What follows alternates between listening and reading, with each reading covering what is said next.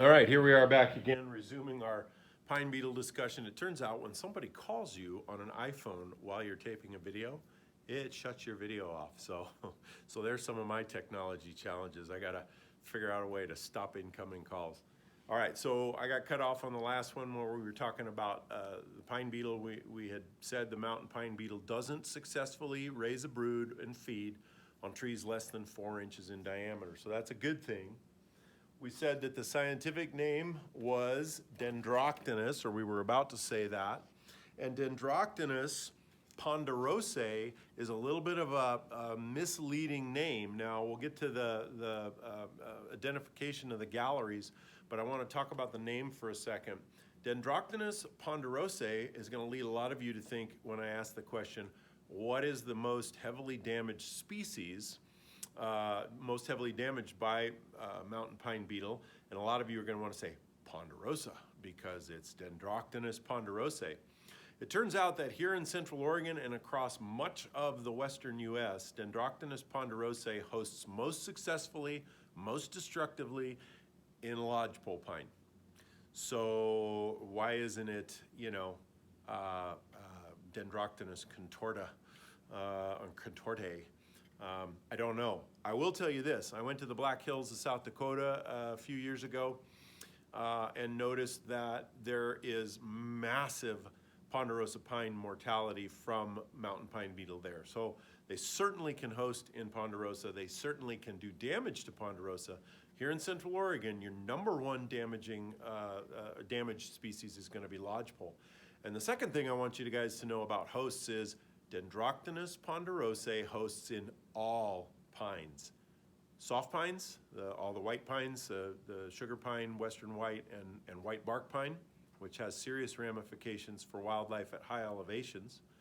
And then all of your yellow pines. So here in Central Oregon, that's going to be ponderosa and lodgepole. And then as you go to other parts of the West where there are other pine species, limber pine, down in California where there's Jeffrey pine and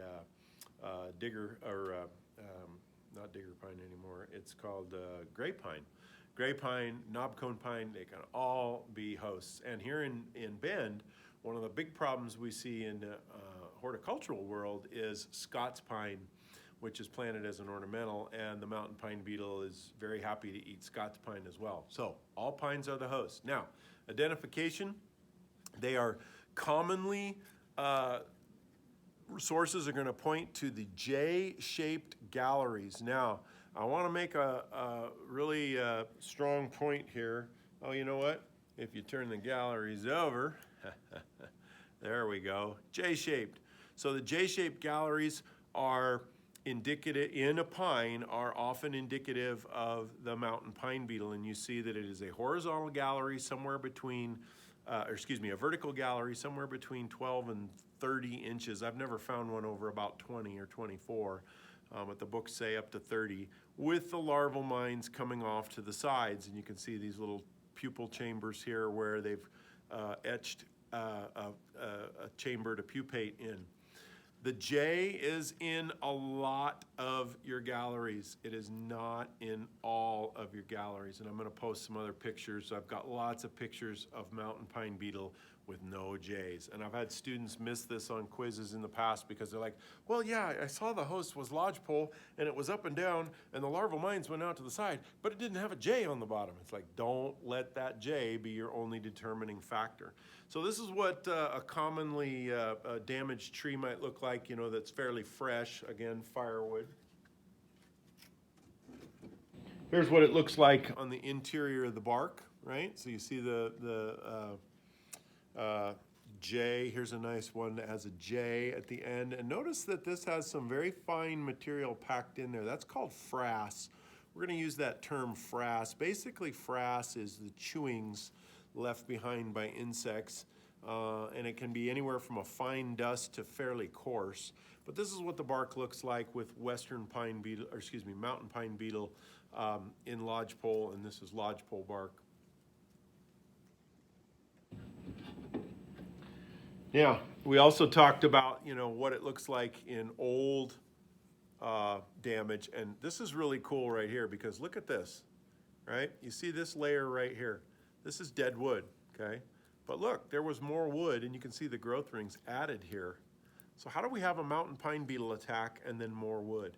And the answer is that the beetle does not always kill the tree, and trees can survive these attacks. And your book talks about pitching out, and I want you to take a look at the pictures of pitch tubes. That is a defense mechanism that trees use, and sometimes that is successful. Now, in the case of this tree, I think what happened was it got attacked during an outbreak, and it was successful at pitching out and preventing its entirety from being killed, although it did kill a major portion of the tree's circumference here. But this part survived, and you can see the release. Look at how slowly this tree was growing before the beetle attack and how rapidly it was growing after. Why was it growing rapidly after the beetle attack? No neighbors, right? All the neighbors got killed, well, most of the neighbors got killed in the outbreak, and this tree, which was growing incredibly slowly and really by all accounts should have been killed by the beetle. I don't know why it survived, but it did survive, and it did real well until the next beetle attack, and this was actually killed by mountain pine beetle in the more recent pine beetle outbreak in Central Oregon. This earlier one was in the 1980s. That tree survived, and then this outbreak occurred in the early 2000s.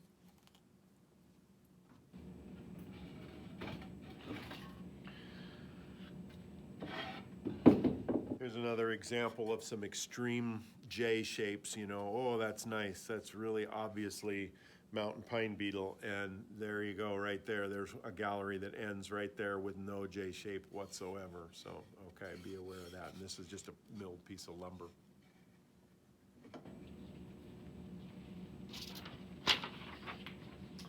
All right, next on the list is the red turpentine beetle, and I'm going to cop out on this one and say, go read your book. The red turpentine beetle, just hit a couple high points, is a beetle of stressed trees.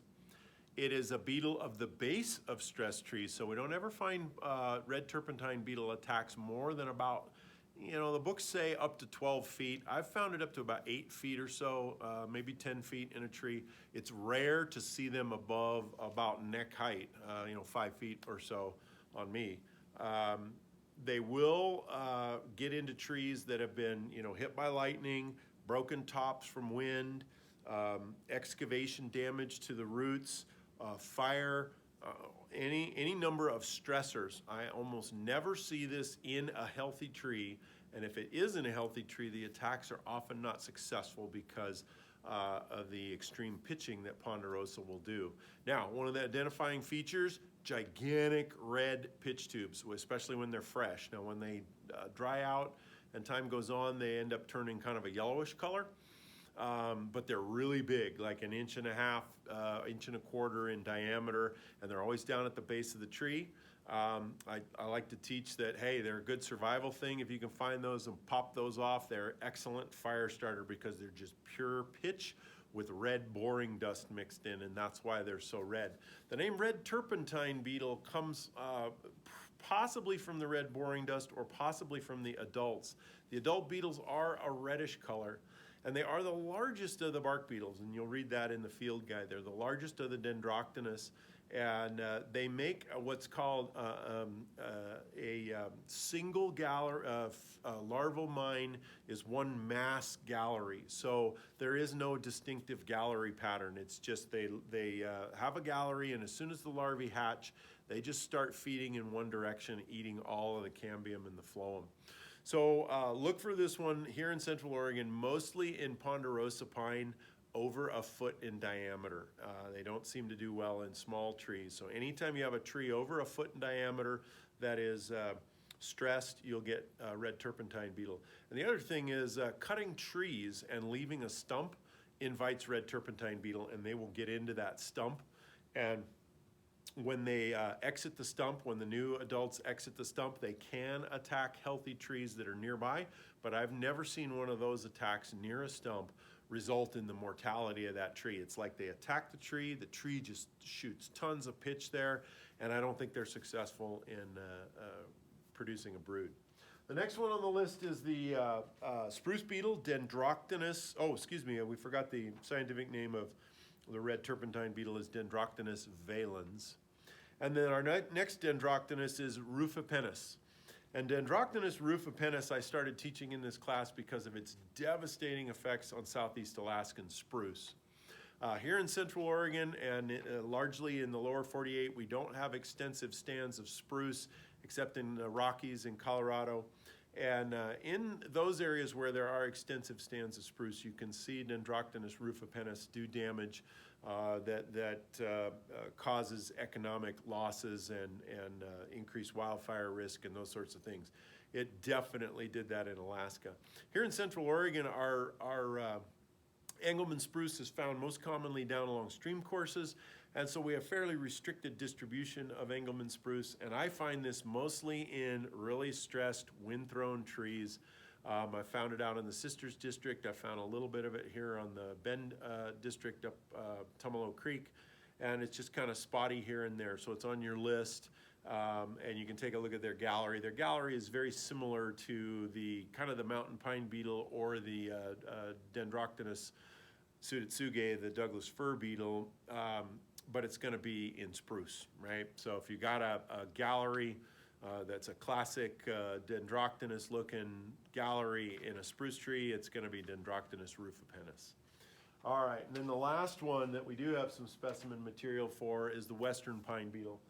And the western pine beetle is super easy to identify because it has this serpentine galleries underneath the bark. And unlike the engraver beetles, like most of the Dendroctonus, this does not etch into the wood. So this serpentine gallery pattern won't be deeply etched into the wood, although in trees, dead trees that have recently had the bark fall off, you can see impressions of this boring, and it's basically staining from the boring dust on the trees. So you'll see that occasionally, but you need to find the bark.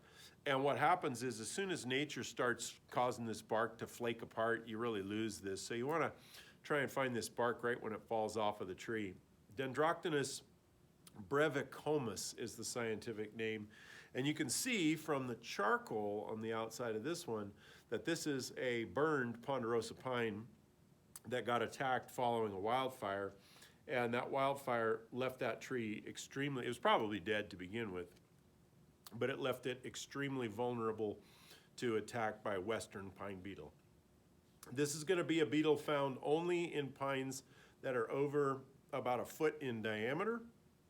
And so we tend to think of this as a beetle of mature ponderosa pine, not found in any of the other pine species here in Central Oregon. All right, I'm about to have one of my allergy attacks, so I'm gonna sign off there and let you guys think of questions that you have about bark beetles.